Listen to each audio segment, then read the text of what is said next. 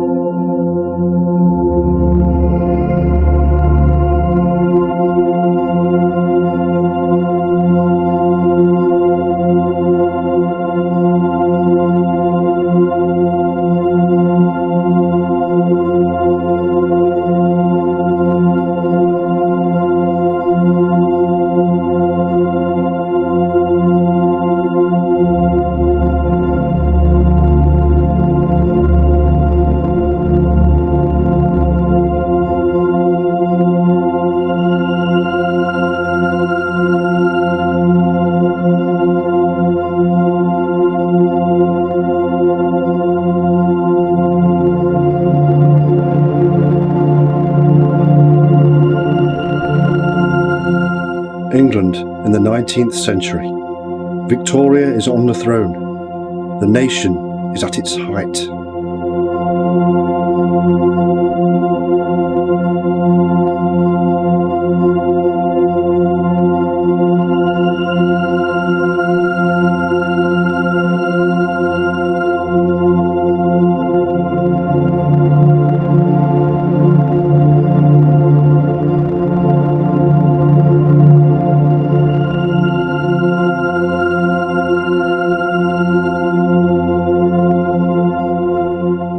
An empire stretching around the globe, industrial and scientific advancement, literary and artistic excellence. Help! Help! Police! And yet, behind the glow of the supposedly golden age, there lay hidden human misery and extremes of depravity.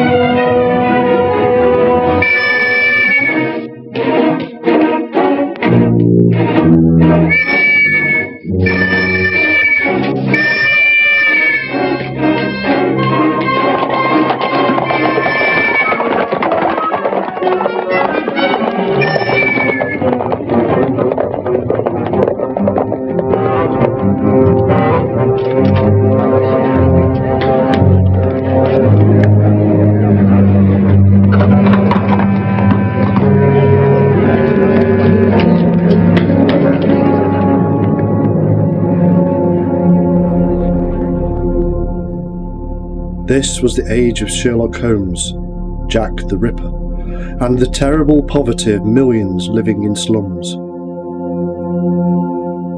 Drink, drugs, prostitution, murder, all these were the norm in the dark and dirty back alleys of the cities.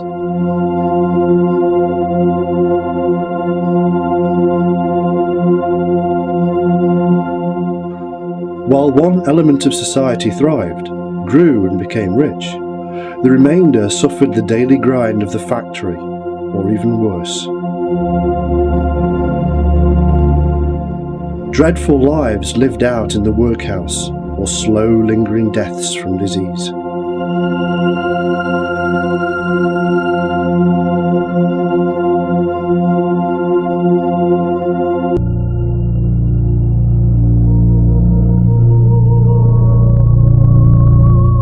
In the countryside, things weren't so bad. An honest living could be earned on farms or in various cottage industries. The railways blossomed and brought prosperity to many.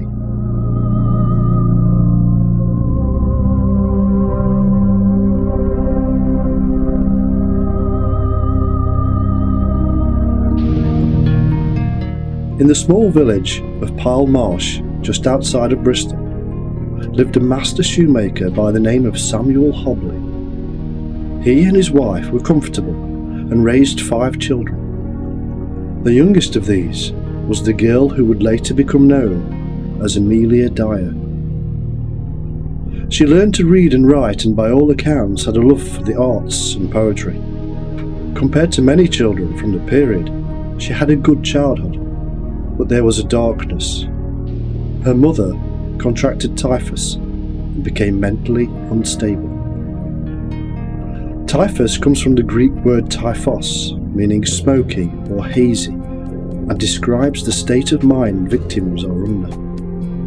It is caused by a parasite bacterium and can create all manner of effects such as nausea, headaches, muscle pain, rashes and fever. Amelia and the other children were to witness Sarah's violent fits and outbursts. In 1848, as Amelia cared for her mother, she had a fit and died.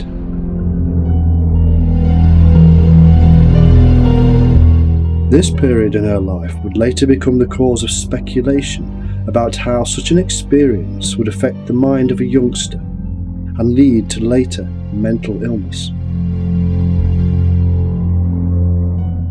Following the death of her mother, Amelia lived in Bristol with her aunt before going on to serve an apprenticeship as a corset maker. By 1859, her father also died, and her eldest brother Thomas inherited the family business. There seems to have been some family arguments, and Amelia, at the age of 24, moved away into lodgings in Trinity Street, Bristol. It was here she met and married George Thomas, who was massively older than Amelia at 59. Indeed, they both lied about their ages on the marriage certificate to hide the age difference. During this time, Amelia trained as a nurse. In the Victorian era, this was a dreadful job, but highly respected. Here, Amelia would learn many useful skills that became useful later on. She met a midwife by the name of Ellen Dane, who showed her a way to make some extra money, and this would be the beginning of the darkness. Amelia provided lodgings for poor, destitute women who had become pregnant by means then deemed illegitimate. Whether prostitution or out of marriage relations, these unsuspecting and terrified women would sell their babies for adoption in a scheme now known as baby farming.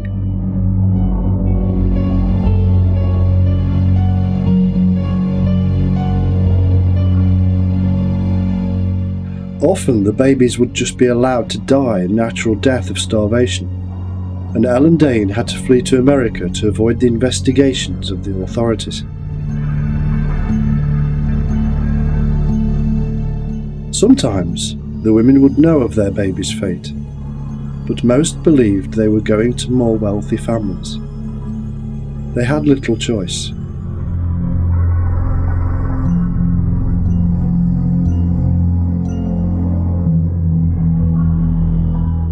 In 1834, the Poor Law Amendment Act had taken away any financial obligation from the fathers of illegitimate children. This left mothers destitute, often on the street begging for their lives.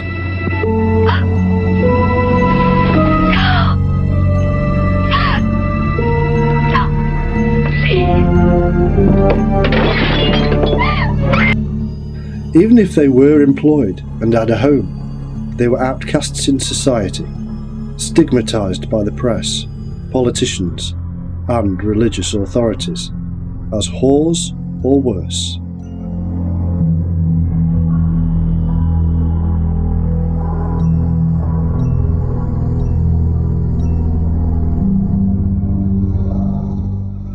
Relieving themselves of the burden of a child for cash was, quite simply, the only way out of a hole created by the society in which they lived.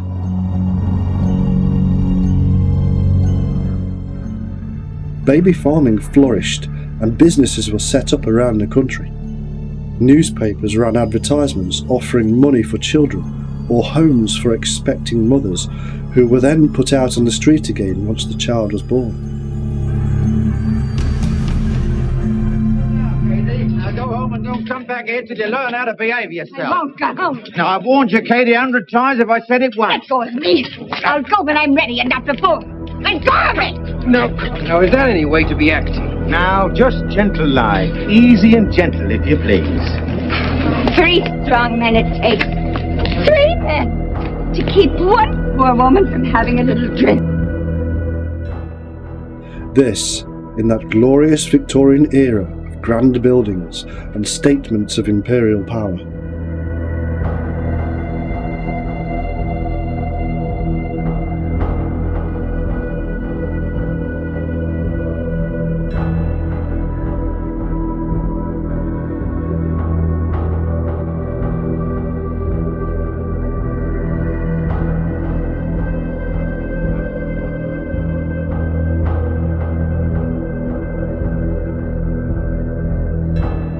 The business was simple enough.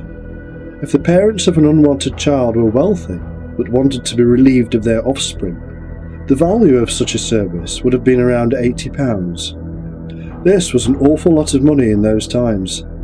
If the mother was alone and had a vague moral background, such as a prostitute, she would be charged around £5. Dr. Greenhow, a coroner, investigated the practices on behalf of the government's Privy Council. He said, "Opium killed far more infants through starvation than directly through overdose. They, kept in a state of continued narcotism, will be thereby disinclined for food, and be but imperfectly nourished." The terrible death by malnutrition was, however, often recorded as debility from birth or lack of breast milk.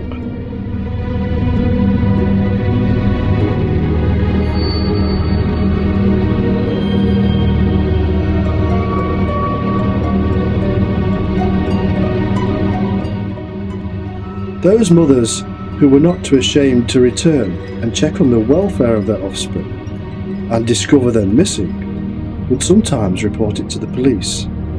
But this would simply be low on the agenda, and there are huge problems tracing babies in a world where records are scarce.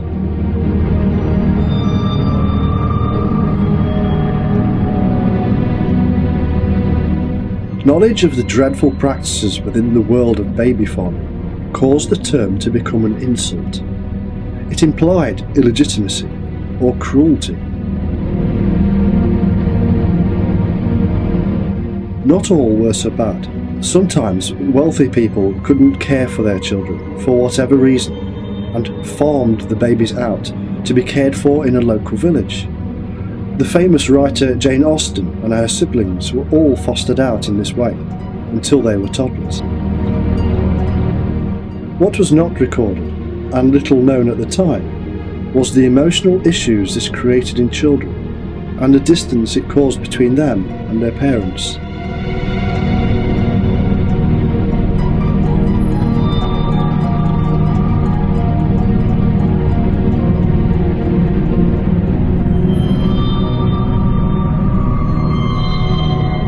From 1867 to 1939 and the Adoption of Children Act, the authorities very slowly got to grips with the situation, and care of children came under the protection and regulation of the state.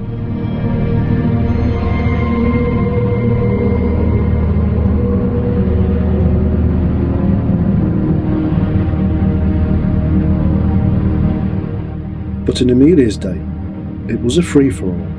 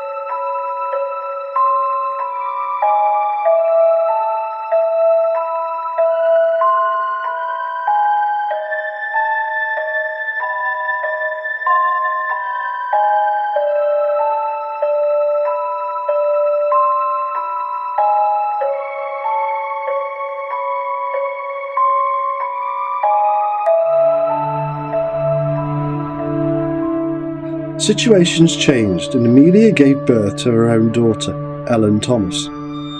She had to leave nursing. Then in 1869, her husband died and Amelia was desperate for an income. The stage was set.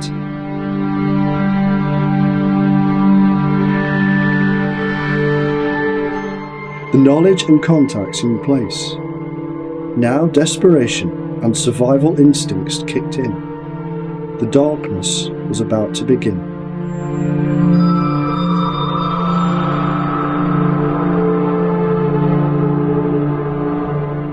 Using her own home, her own substantial knowledge, and her wit, she advertised her services.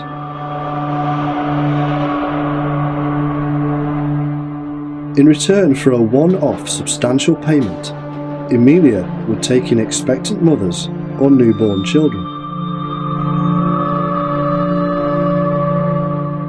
She met potential clients and assured them that she was a respectable, married woman with a loving, safe and caring home. The child would be well cared for.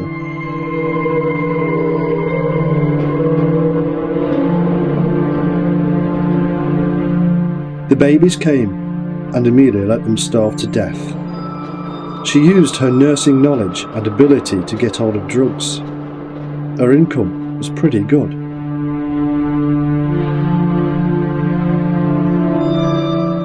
She no longer needed, nor had the time, to just let the babies starve to death, so she started to kill them. In her mind, it is possible that she believed she was doing the babies a good turn, relieving their pain sooner rather than later. Whatever the case, the sooner she killed the babies, the sooner she could take in another, and she maximised her profit by reducing the cost of feed.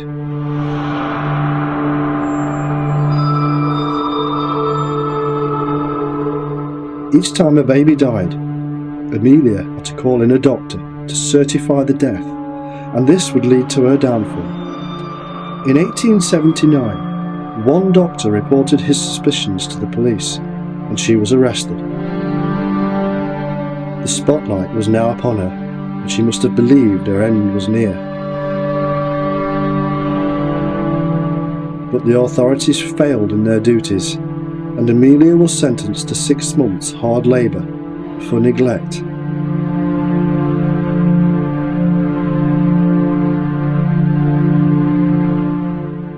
She had evaded manslaughter and murder charges, but not the mental agony of imprisonment.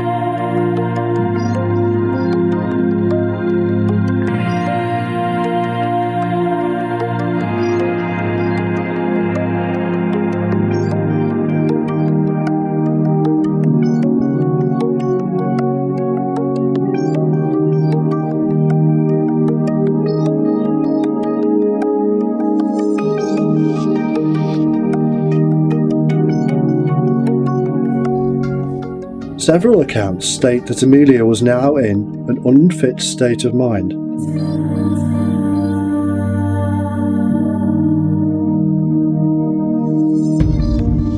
Upon release from prison, she briefly attempted to return to her nursing career. However, supposedly struggling with her inner demons, she found herself several times in mental institutes, suffering severe instability and suicidal tendencies.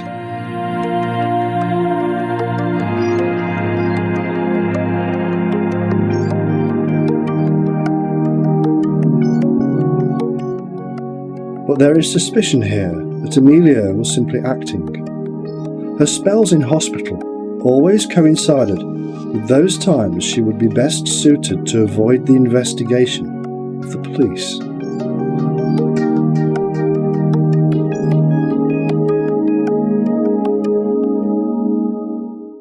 Amelia had been a nurse in an asylum and knew well enough all the signs doctors looked for in mental patients. She could easily trick them.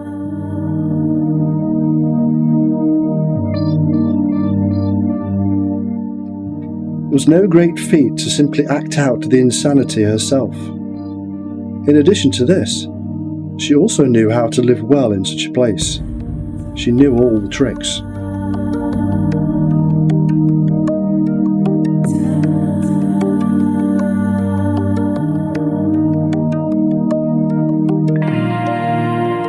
There may also be some truth in the possibility that her own drug and alcohol abuse caused mental instability. Whatever the case, it didn't seem to stop her on the road to murderous infamy. In 1890, Amelia was paid to care for the illegitimate child of a governess. When the governess came to visit, she became immediately suspicious that something was wrong. Her child had a birthmark, and so she stripped the baby. There was no mark. Suspicions arose, and the authorities became interested. Amelia feigned a mental breakdown again. A little later, she was to drink 2 bottles of laudanum, a potent narcotic.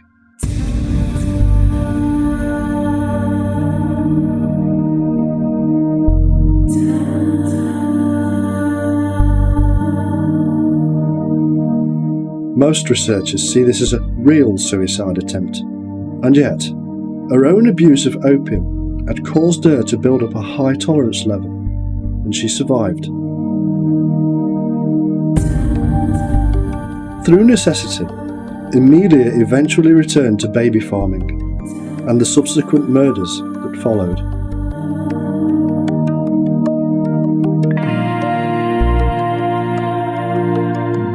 This time, however, she desisted from calling in doctors to certify the deaths and began disposing of the bodies herself. Eventually, her actions drew out the suspicions of parents who wished to see their children. The police were alerted once more, and several times she had to relocate.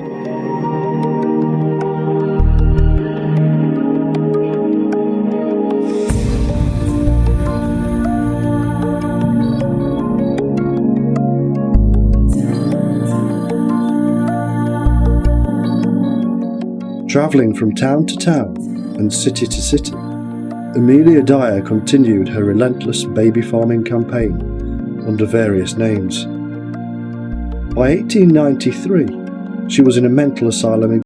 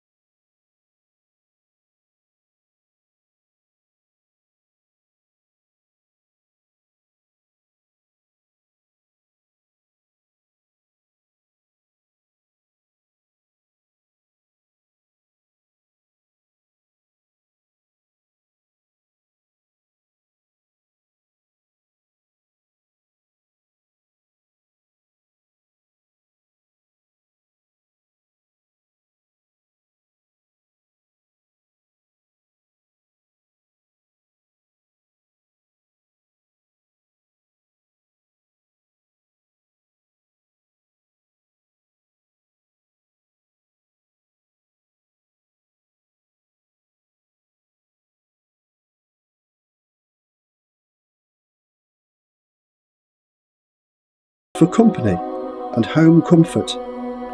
Myself and my husband are dearly fond of children. I have no child of my own. A child with me will have a good home and a mother's love. Although Marmon wanted to pay a weekly care rate for her child, Mrs. Harding insisted on being given a one-off payment in advance. Amelia understood all too well the desperate nature of the situation and played her cards well.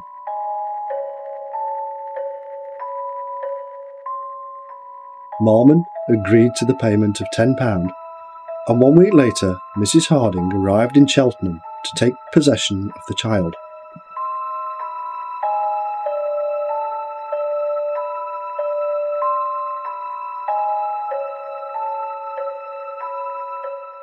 Accounts of the time tell us that Marmon was surprised by Mrs. Harding's advanced age and stocky build, but her apparent affections towards Doris calmed her nerves. She handed over payment, a box of clothes, and her baby.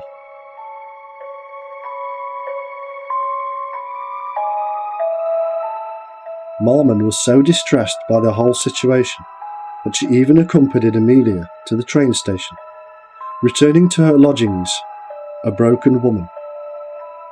Within days, Marmon received a letter from Amelia stating all was well. And yet, when Marmon wrote back, she received no reply. Amelia had told Marmon she would be travelling to Reading with the child. It was a lie. Instead, she went on to London, where her daughter, Polly, was staying.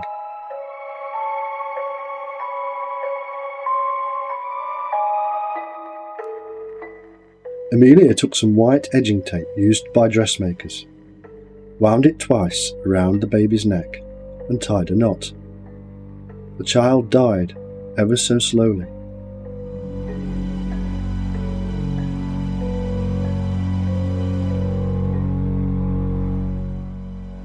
She was later to say, "I used to like to watch them with the tape around their neck."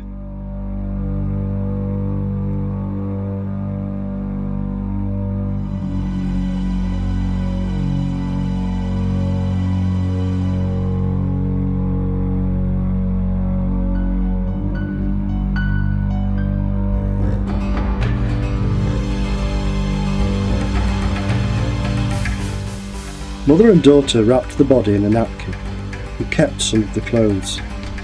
The rest went to pawnbrokers.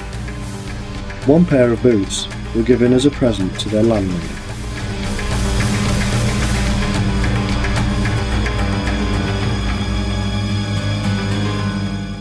The very next day, a 13-month-old child by the name of Harry Simmons was brought to them. With no edging tape left, they simply removed the used tape from baby Doris and strangled Harry.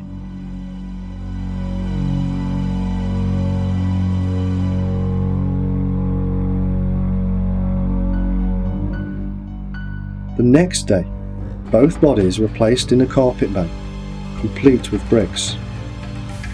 Heading for Reading, Amelia stopped off at a weir at Caversham Lock and pushed the carpet bag through the railings and into the dirty waters of the River Thames below.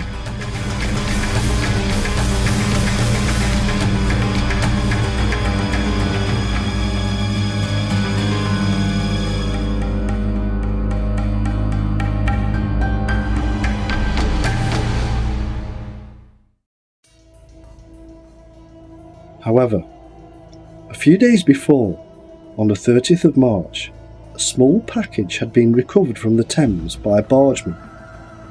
Inside was the pathetic corpse of a baby Helena Fry.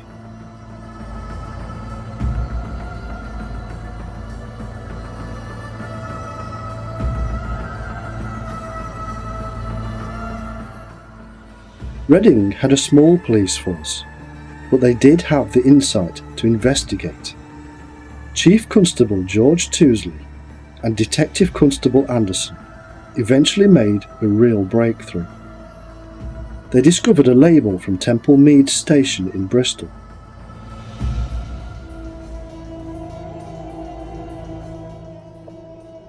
Playing Sherlock Holmes, they used microscopic analysis of the wrapping paper and found a name and address. The evidence led them straight to Amelia Dyer, but it was not enough to prove her guilt. Interviewing witnesses and information already gained by Bristol police confirmed to Reading police that the suspicions were right. They placed Amelia's home under surveillance. They knew that if they aroused the suspicion of Amelia, she would simply abscond again, and so they played it carefully. They used a young woman as bait, hoping to employ Amelia's services and trap her. A meeting was arranged, and Amelia opened her door to discover the police instead of a new client. They were in.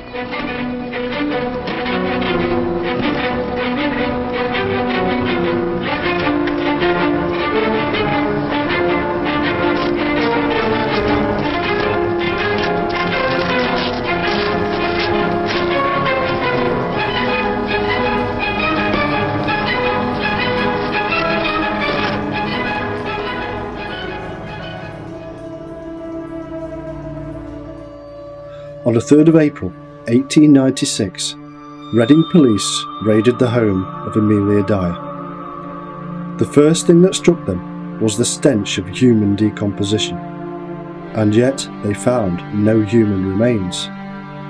But they did find edging tape, telegrams setting up meetings for adoptions, pawn tickets for children's clothes, receipts for advertisements, and a list of desperate letters from parents inquiring about the well-being of their children.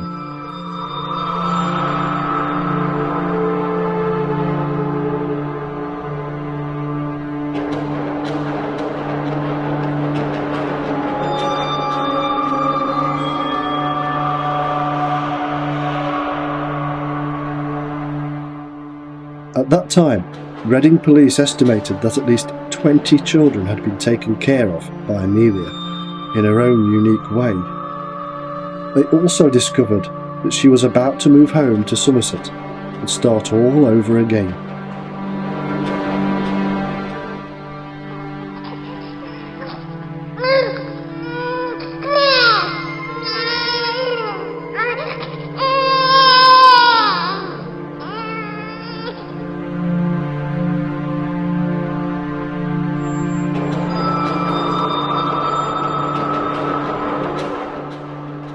Because of the poor record keeping at the time, and the elusive nature of Amelia Dyer's movements and activities, it has been impossible to say exactly how many children she murdered. Estimates are exactly that, and many believe she murdered over 400 children over decades of activity. She is, without doubt, one of the most prolific killers of all time.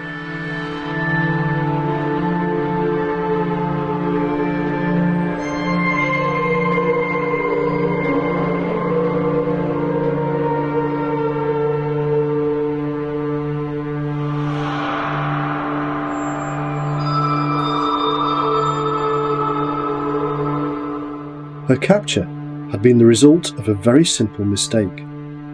The baby, Helena Fry, fished from the murky waters of the River Thames on March the 30th, had been handed to Amelia at Temple Mead Station on the 5th of March. On that same evening, Amelia arrived home carrying a brown parcel containing the body of the child.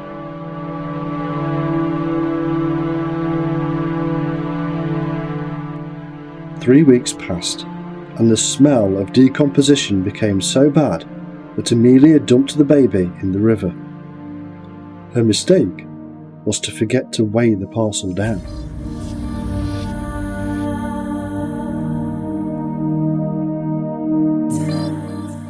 Hence, it was subsequently discovered by a bargeman.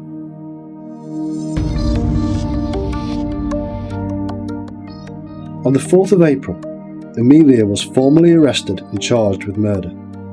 Her son-in-law was charged with accessory.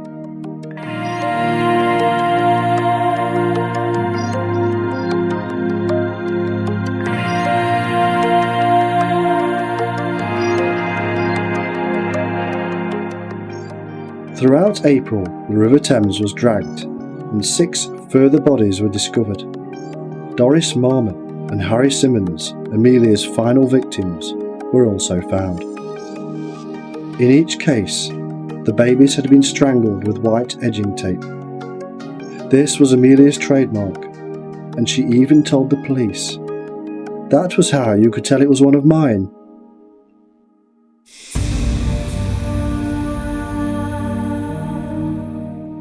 The sad fact being that Amelia was not alone in the practice, and dozens more would go undetected.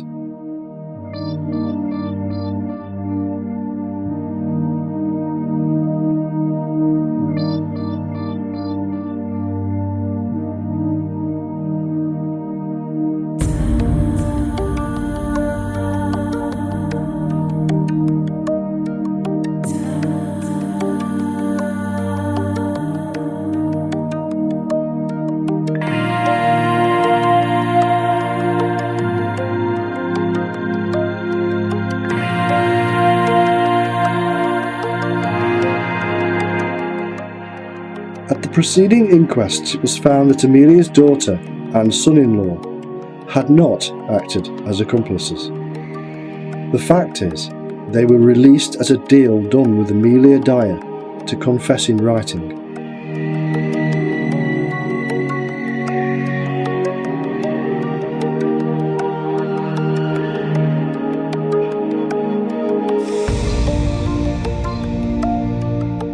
In Reading Jail, she wrote, "Sir, will you kindly grant me the favour of presenting this to the magistrates on Saturday the 18th instant?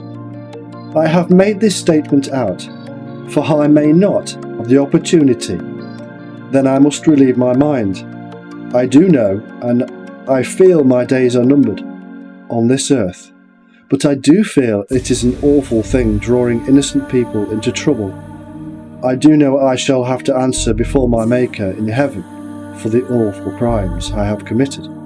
But as God Almighty is my judge in heaven and on earth, neither my daughter Mary Ann Palmer nor her husband, Alfred Ernest Palmer, I do most solemnly declare neither of them had anything to do at all with it. They never knew I contemplated doing such a wicked thing, until it was all too late. I am speaking the truth and nothing but the truth, as I hope to be forgiven. I myself, and I alone, must stand before my Maker in heaven, to give an answer for it all.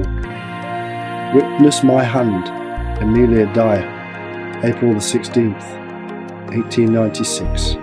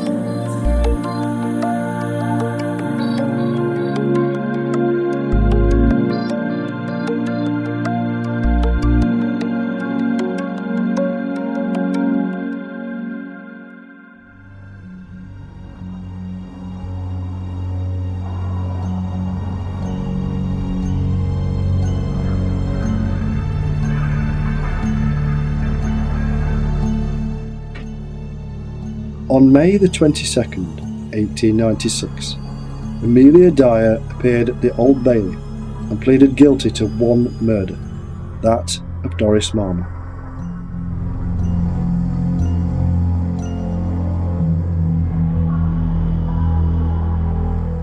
Friends and family, both, testified at the trial. stating they had all suspected something was wrong. And indeed, there had been several close calls where Amelia evaded capture. Police even discovered a witness to Amelia throwing parcels into the Thames at Caversham Lock.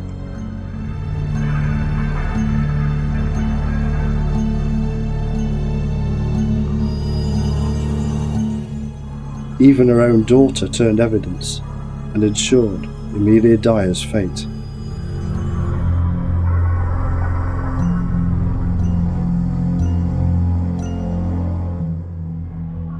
In defence, yet again, Amelia Dyer pleaded insanity.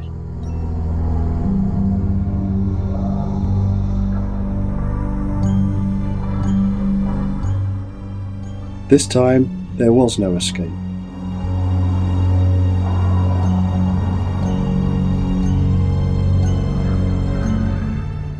The prosecution argued strongly that her acting ability had been so good a ploy before, it would not work again.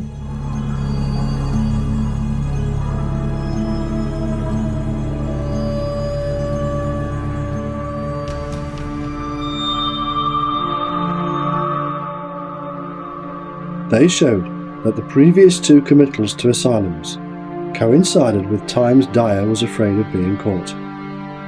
In almost record time of only 4.5 minutes, the jury found her guilty.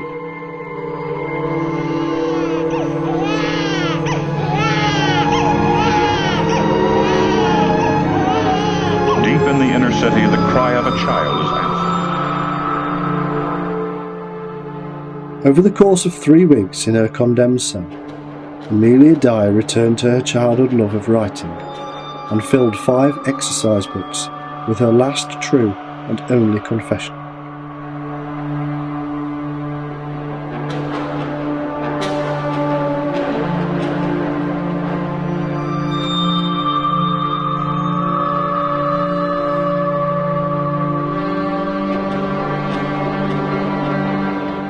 On the night before her execution, she was visited by a chaplain.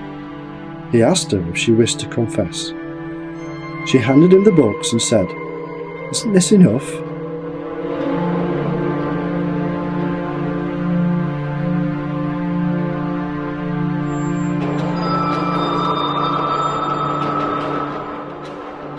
But that wasn't the end of the story.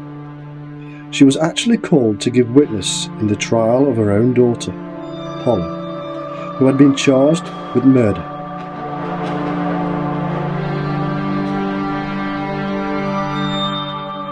In a strange twist of judicial law, it was stated that Amelia was in fact lawfully dead ever since having been found guilty, and could thus not give evidence.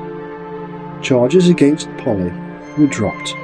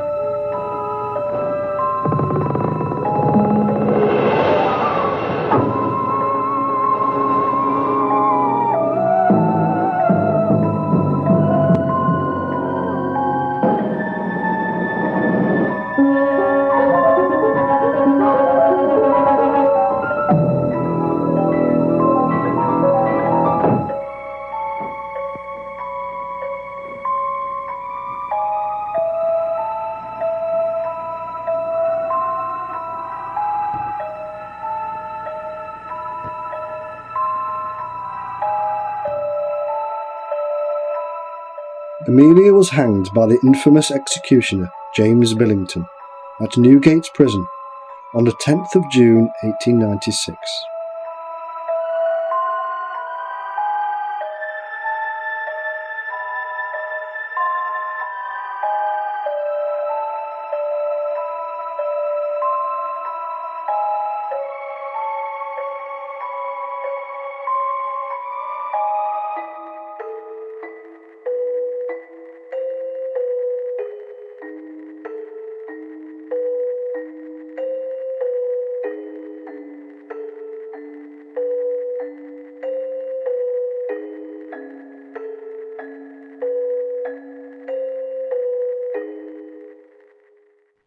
Her last words were, "I have nothing to say."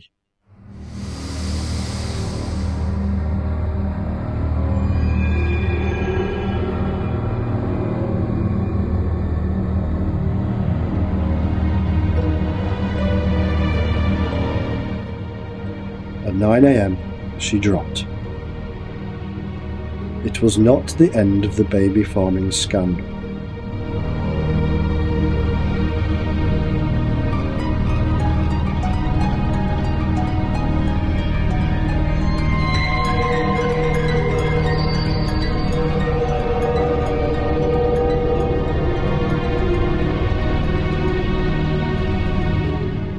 Two years after Amelia's execution, railway workers were inspecting carriages at Newton Abbot in Devon.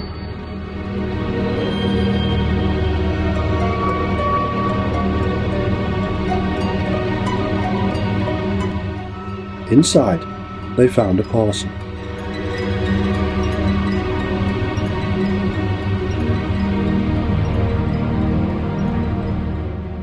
Inside the parcel, they found a 3-week-old baby girl.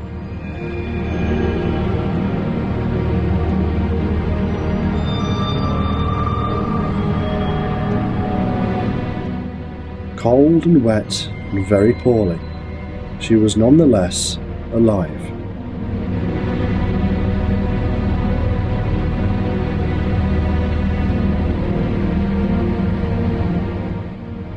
She was the daughter of a widow, and therefore scandalous.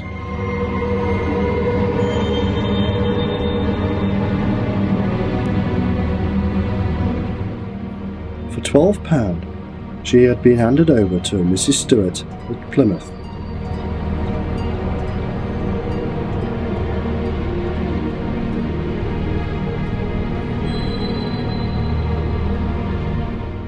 She had been dumped on the very next train.